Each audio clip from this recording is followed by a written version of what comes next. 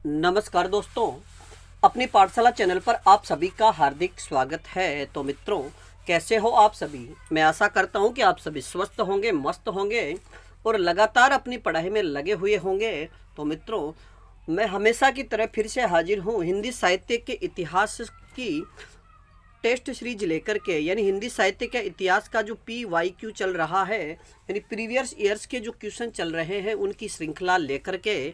तो मित्रों, शुरू करें आज की क्लास का ये पहला प्रश्न। आदिकाल की किस रचना में इतिहास की उपेक्षा की गई है। यानी आदिकाल की वह रचना कौन सी है जिसमें इतिहास की उपेक्षा की गई है। तो इसका सही उत्तर होगा पृथ्वीराज रासो।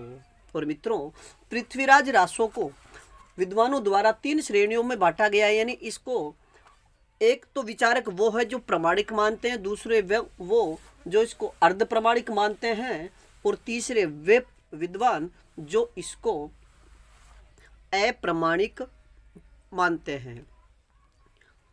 और मित्रों, याद रखिएगा कि पृथ्वीराज रासो को आचार्य रामचंद्र शुक्ल हिंदी का प्रथम महाकाव्य और चंद्रबरदाई को हिंदी का प्रथम महाकवि स्वीकार करते हैं।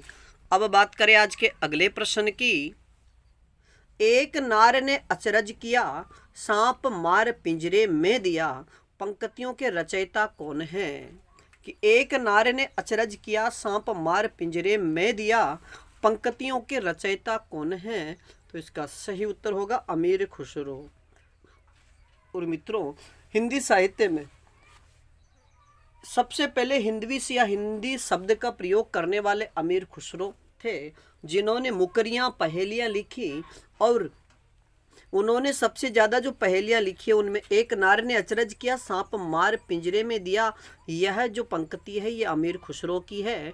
और आप सभी से एक प्रश्न कि अमीर खुसरो के गुरु का नाम क्या है। इस प्रश्न का उत्तर आप हमें कमेंट्स में दीजिए।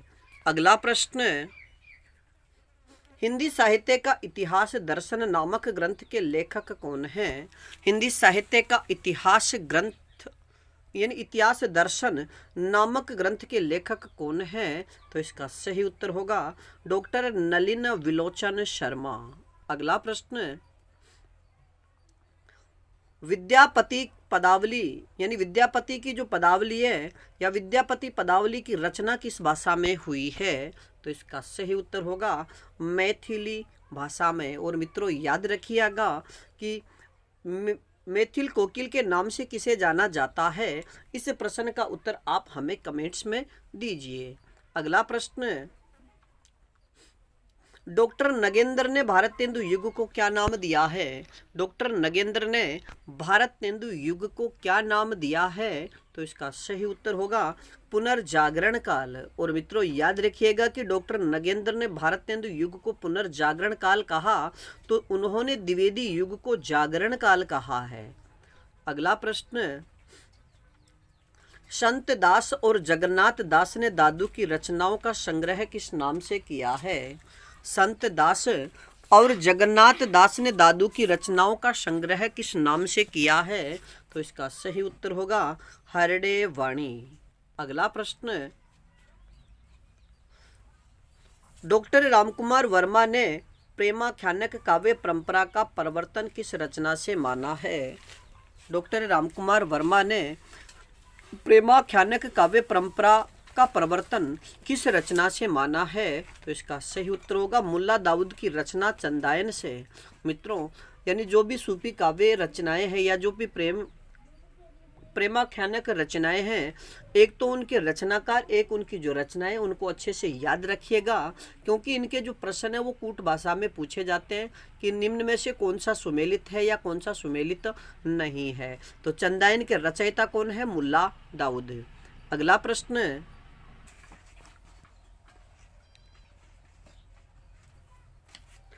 सूफी कवियों का प्रिय अलंकार कौन सा है। सूफी कवियों का प्रिय अलंकार कौन सा है। तो इसका सही उत्तर होगा समासोक्ति अलंकार। अगला प्रश्न, मलिक मोहम्मद जायसी के गुरु कौन थे। मलिक मोहम्मद जायसी के गुरु कौन थे। तो इसका सही उत्तर होगा सैयद अशरफ। लेकिन मित्रों, डॉक्टर रामकुमार वर्मा ने अपनी रचना हिंदी साहित्य का आलोचनात्मक इतिहास में जायसी के गुरु का नाम सैयद महिउद्दीन माना है। अगर आपसे सीधा प्रश्न पूछ लिया जाए कि डॉक्टर रामकुमार वर्मा ने मलिक मोहम्मद जायसी के गुरु किसे माना है या गुरु किन्हें माना है, तो सैयद महिउद्दीन को। अगला प्रश्न, जिस तरह महिला भक्तों में अंडाल और मीराबाई हुई, इसी तरह सूफियों में महिला संत कौन हुई है? कि जिस तरह महिला भक्तों में अंडाल और मीराबाई हुई, इसी तरह सूफियों में महिला संत कौन हुई? तो इसका सही उत्तर होगा राबिया, यानी बसरा की राबिया। अगला प्रश्न, रामविलास शर्मा ने हिंदी का जातीय कवि किसे माना है? रामविलास शर्मा ने हिंदी का जातीय कवि किसे माना है? तो इसका सही उत्तर होगा गोस्वामी तुलसीदास को।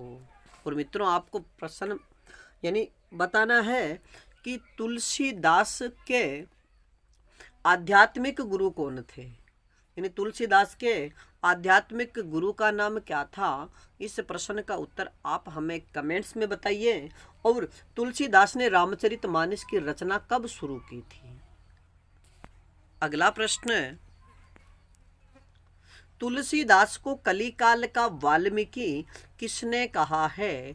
तुलसीदास को कलिकाल का वाल्मीकि किसने कहा है? तो इसका सही उत्तर होगा नाभादास ने। और नाभादास की रचना का नाम है भक्तमाल। अगला प्रश्न, सूरदास की किस रचना में विनय के पद वर्णित है? सूरदास की किस रचना में विनय के पद वर्णित है? तो इसका सही उत्तर होगा सूर सागर के प्रथम स्कंद में। मित्रों, सूर सागर यानी सूरदास जी की जो सबसे महत्वपूर्ण रचना है सूर सागर है। इसके अलावा सूर सरावली, फिर साहित्य लहरी, यानी 3 रचना सूरदास जी की प्रमुख मानी जाती है। और इनका जन्म 1478 ईस्वी को सिही नामक स्थान पर हुआ। तो कुछ विद्वान इनका जन्म रुणकता यानी रेणुका क्षेत्र में भी मानते हैं। अगला प्रश्न, सूरदास के भ्रमर गीत को ध्वनि काव्य की संज्ञा किसने दी है? सूरदास के भ्रमर गीत को ध्वनि काव्य की संज्ञा किसने दी? तो इसका सही उत्तर होगा आचार्य रामचंद्र शुक्ल ने। अगला प्रश्न, तुलसीदास को मुगल काल का सबसे बड़ा आदमी किसने कहा है? तुलसीदास को मुगल काल का सबसे बड़ा आदमी किसने कहा है? तो इसका सही उत्तर होगा विसेंट स्मिथ ने। आदमी की जगह आपको व्यक्ति भी लिखा हुआ मिल सकता है। लेकिन अगर आपसे प्रश्न पूछा जाए कि सबसे बड़ा लोकनायक, यानी तुलसीदास को लोकनायक किसने कहा है? तो इसका सही उत्तर होगा जॉर्ज ग्रियर्सन ने। अगला प्रश्न, तुलसीदास की किस रचना में भ्रमर गीत परंपरा का निर्वाह हुआ है? तुलसीदास की किस रचना में भ्रमर गीत परंपरा का निर्वाह हुआ है? तो इसका सही उत्तर होगा कृष्ण गीतावली में। अगला प्रश्न, पुष्टि मार्ग का संबंध किस दार्शनिक मत से है? यानी पुष्टि मार्ग का संबंध किस दार्शनिक मत से है? तो इसका सही उत्तर होगा शुद्धाद्वैतवाद से। अगला प्रश्न, कबीर काव्य में उपलब्ध कुंडलिनी योग के शब्द किसके प्रभाव से ग्रहित है? कि कबीर काव्य में उपलब्ध कुंडलिनी योग के शब्द किसके प्रभाव से ग्रहित है? तो इसका सही उत्तर होगा नाथ पंथ से। अगला प्रश्न, कबीर वाणी को बीजक में संकलित करने का श्रेय किसे जाता है? यानी कबीर की जो वाणी है उसे बीजक में यानी बीजक नाम से संकलित करने का श्रेय किसे जाता है? तो इसका सही उत्तर होगा कबीर के शिष्य धर्मदास को। और कबीजक में साखी, शब्द, रमेनी, इन तीनों को संकलित किया गया है। अगला प्रश्न, अपना मस्तक काट के वीर हुआ कबीर, भक्ति किस कवि, यानी ये पंक्ति किस कवि की है? अपना मस्तक काटी के वीर हुआ कबीर, यह पंक्ति किस कवि की है? तो इसका सही उत्तर होगा संत दादू दयाल की। अगला प्रश्न, अष्टपदी जोग ग्रंथ के रचयिता कौन है? अष्टपदी जोग ग्रंथ के रचयिता कौन है? तो इसका सही उत्तर होगा संत हरिदास निरंजनी। अगला प्रश्न, कृष्ण को रस रूप में तथा राधा को रति रूप में किस संप्रदाय में माना है?